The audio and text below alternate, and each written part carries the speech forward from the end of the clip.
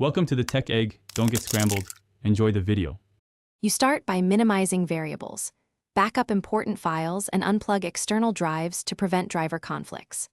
Once done, if Windows runs, open Settings, go to Recovery, choose Advanced Startup and hit Restart Now to enter the recovery environment. This is faster and safer.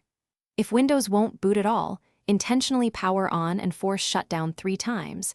Windows detects repeated failures and launches recovery automatically. Make sure your keyboard is connected so you can navigate the next menus without delays. Once you're in the Windows recovery environment, select Troubleshoot, then Advanced Options, and open Startup Settings to control boot behavior.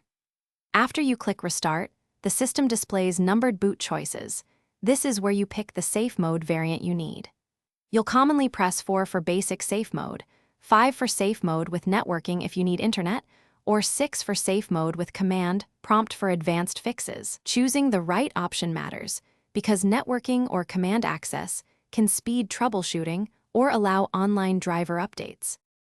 Your Dell will boot into safe mode with a minimal driver set so you can diagnose problems safely, run antivirus scans, uninstall recently added drivers, or rollback updates that caused instability.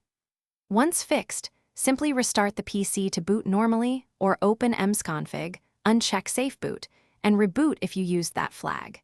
If the machine doesn't enter safe mode, use the F12 boot menu to access recovery or prepare a Windows recovery USB on another computer.